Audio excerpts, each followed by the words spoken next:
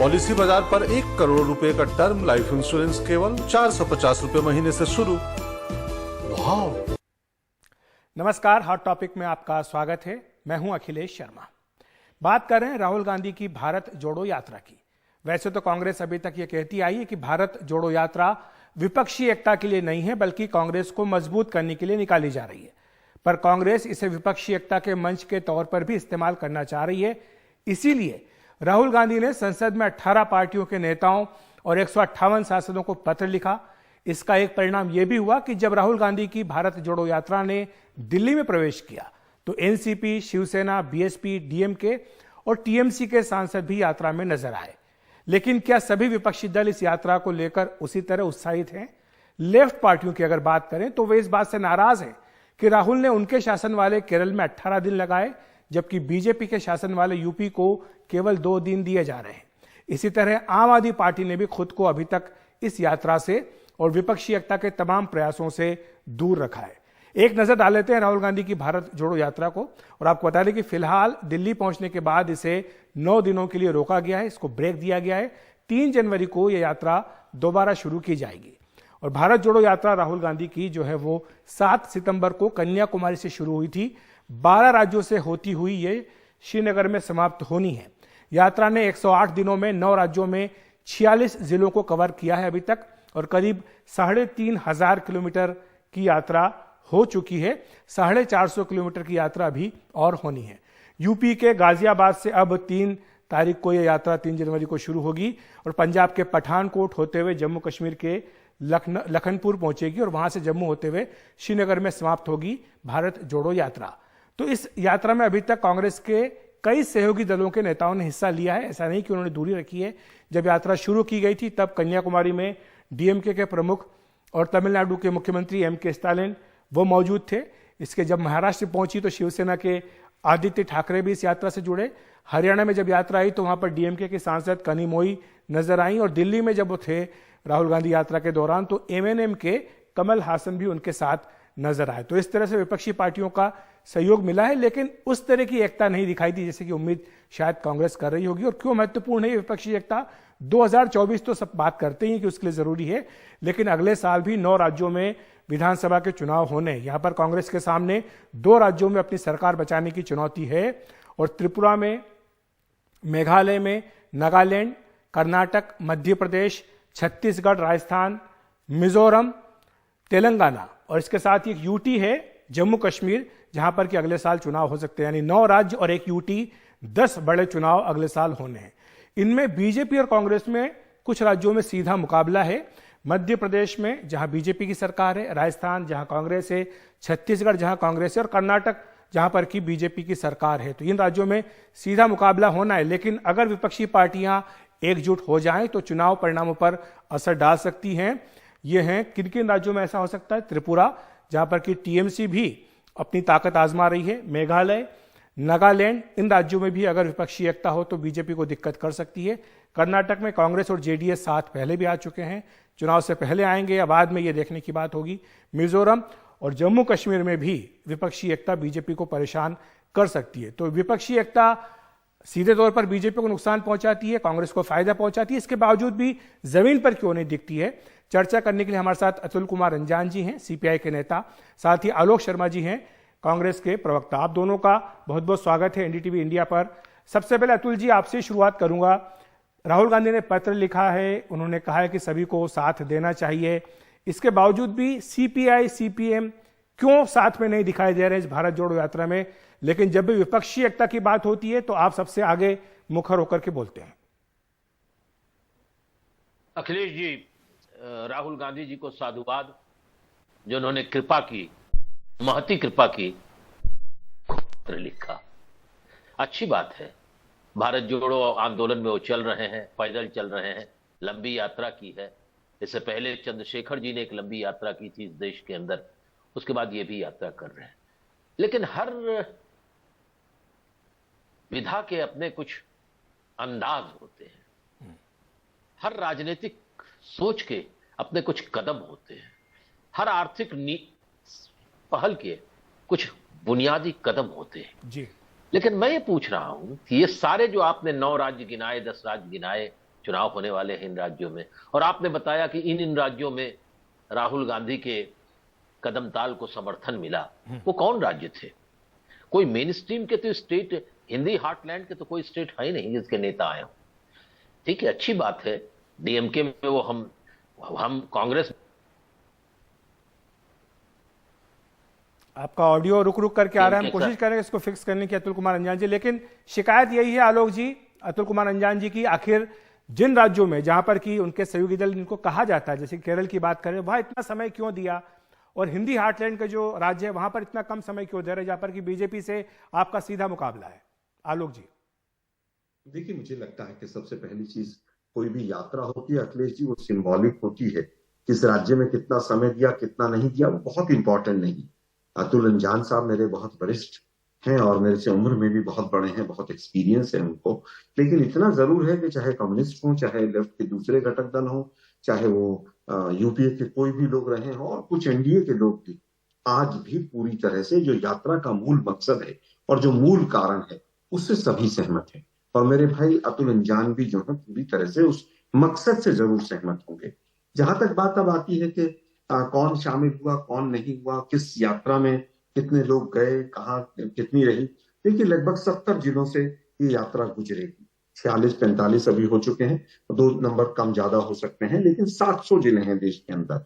ये संभव नहीं था और ये अपने आप में एक ऐतिहासिक यात्रा है अखिलेश जी, जिसमें 3500 किलोमीटर के करीब आप चल रहे हैं। सर्दी, गर्मी, मौसम की मार और तमाम चीजें हैं, बीच में बरसात की भी मार रही, तो कहीं ना कहीं तमाम चीजों को ध्यान में रखकर ये यात्रा निकाली गई।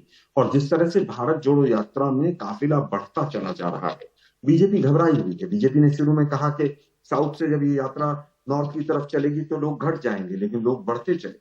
अब महाराष्ट्र के अंदर भी 1-to-1 फाइट है, कर्नाटक में भी हमारी 1-to-1 फाइट है। हिंदी हार्टलैंड की बात करें तो ये यात्रा 16 दिन राजस्थान में भी रही, ये यात्रा लगभग इतना ही समय मध्य प्रदेश में भी रही है और हरियाणा में भी रही है, जहां पर 1-to-1 फाइट है। मुझे लगता है कि ये थोड़ा सा आकलन इस दिशा में करना गलत होगा। और डीएमके कम्युनिस्ट पार्टी कुमार अंजान की आवाज हम तक अब ठीक से आ रही है, ऐसा बताया गया। अतुल कुमार जी, आप पहली बात तो अपनी बात पूरी कर लें कि आपत्ति क्या, और दूसरी बात आलोक जी जो कह रहे हैं कि जो मूल मुद्दा है इस यात्रा की, जो भावना है, कम से कम उससे तो लेफ्ट पार्टियां सहमत है कि ये जो बीजेपी ने माहौल बनाया है उसके खिलाफ यात्रा निकाली जा रही है, बेरोजगारी की, महंगाई की समस्या को लेकर निकाली जा रही है। लेकिन आपको इस बात पर शिकायत क्यों है कि केरल में इतने दिन रही? वो तो कह रहे राजस्थान में भी 16 दिन रही, मध्य प्रदेश में भी इतने दिन रही, तो फिर इसमें क्यों आपत्ति है? देखिए अखिलेश जी, हमको कोई आपत्ति नहीं है, मैं स्वागत करता हूं, यात्रा बढ़िया है, कोई बुरी बात नहीं है।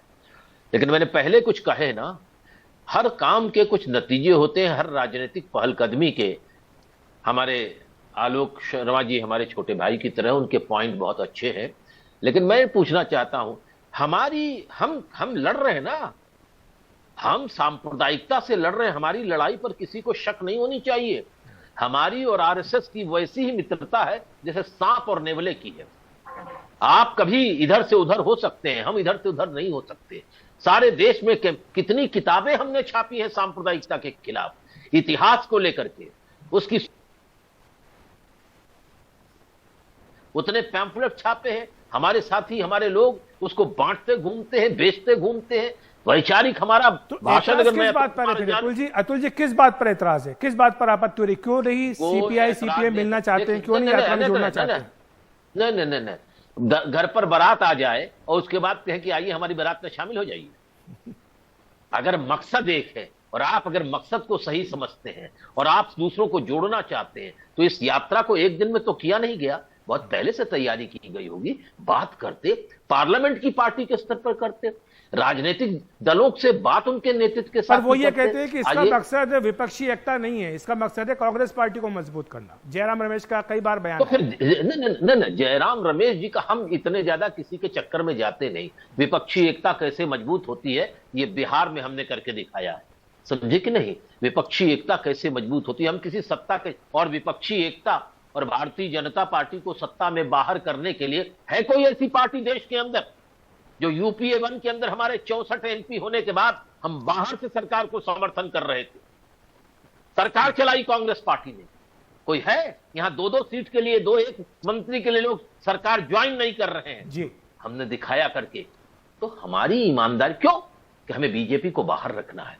हमें सांप्रदायिक शक्तियों को बाहर रखना है, हमें देश की एकता को बनाए रखना है। इस मुद्दे पे तो कोई मतभेद होगा ही नहीं कांग्रेस में और सीपीआई में, क्यों आलोक जी? क्योंकि अगर जो लक्ष्य आप दोनों पार्टियों का एक ही, तो फिर आखिर छोटी सी बात पर मतभेद क्यों, आलोक जी? नहीं, मुझे नहीं लगता कहीं पर भी कोई मतभेद है। उस यात्रा में कहीं पर भी ऐसा नहीं था कि इंडिविजुअल किसी भी दल को बुलाया गया हो, और हमने खुला आह्वान कांग्रेस पार्टी की तरफ से किया था कि जो लाइक माइंडेड पार्टीज हैं वो आए, जो लाइक माइंडेड लोग हैं वो आए, सिविल सोसाइटी के लोग आए। और मुझे तो पूरी तरह से याद है अतुल भाई, आपकी पार्टी के तमाम कार्यकर्ताओं ने केरल में, चाहे वो लाल झंडे लेकर ही खड़े थे, लेकिन यात्रा का स्वागत भी किया, खैर मकदम किया, और पूरी तरह से ये कहा गया वहां से उनकी यूनिट के द्वारा भी कि यात्रा अच्छी है, मकसद अच्छा है, और उस बात पे कहीं पर कोई मतभेद नहीं। लेकिन देखिए, अपना अपना किसी भी पार्टी का अपना कार्यक्रम भी हो सकता आलोक है। भाई, हमने अभी पिछले दिनों संविधान बचाओ दिवस का नारा दिया, कई कार्यक्रम दिए, हमें तो कहीं कांग्रेस के लोग दिखाई नहीं दिए सीपीआई के नारे के ऊपर। ये तो हमारी उदार, मैंने कहा ना आपसे कि हम तो सांप्रदायिकता के खिलाफ जो लड़ता होगा उसके साथ खड़े हैं, बिना किसी मैं बिल्कुल मीन में। कम्युनिस्ट पार्टी, लेकिन कम्युनिस्ट पार्टी का, लेकिन कांग्रेस का, एक बात आपको बता दें, अगर आप किसी की मर्यादा को नहीं समझेंगे, आप अपनी सीमाओं को नहीं समझेंगे, दूसरे राजनीतिक दलों का आप स्वाभिमान नहीं बरकरार रखेंगे, उनसे संपर्क नहीं करेंगे, संसद के बाहर और संसद के अंदर, कैसे आप आशा करते हैं मैं उत्तर दूं अखिलेश? व्यक्त करते हैं? देखा जाएगा कब क्या होगा, लेकिन ये याद रखिए, उत्तर प्रदेश। अतुल जी, बातें आपकी बहुत जोरदार है, लेकिन माफी ये चाहते हैं कि तकनीकी दिक्कत आ रही है, बार बार आपकी आवाज जो ब्रेक हो रही है। लगता है कि इस चर्चा को हमें आगे भी बाद में कभी जारी रखना पड़ेगा। हमारी सरकार भी आवाज हमारी तोड़ना चाहती है और ये तकनीकी समस्या भी करना चाहती है। और आपका बहुत बहुत शुक्रिया आलोक जी, आपका भी धन्यवाद हमारे साथ जुड़ने के लिए। माफी चाहूंगा, मेरे पास समय इतना ही है, लेकिन जाहिर सी बात है कि ऐसा मुद्दा है जिसको कि मिल बैठ करके इन्हें तय करना होगा, क्योंकि जहां तक विपक्षी एकता की बात होती है, वो चाहे लेफ्ट पार्टियां हो या फिर कांग्रेस, हमेशा ही आगे आई हैं। तो इस यात्रा को लेकर क्यों खासतौर से छोटा सा मतभेद ही कहें, लेकिन दिख रहा है ये एक ऐसा मुद्दा इस पर कि आगे निश्चित तौर पर चर्चा होगी। और हॉट टॉपिक में वक्त एक ब्रेक का।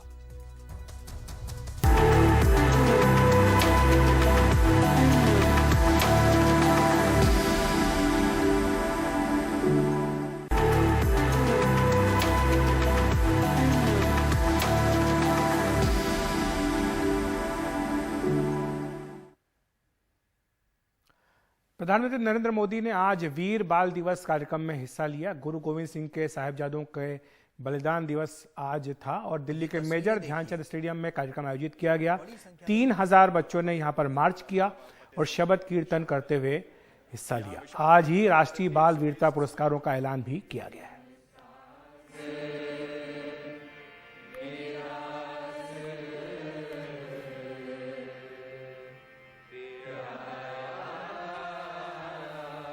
दुर्भाग्य से हमें इतिहास के नाम पर वो गढ़े हुए नैरेटिव बताए और पढ़ाए जाते रहे, जिनसे हमारे भीतर हीन भावना पैदा हो।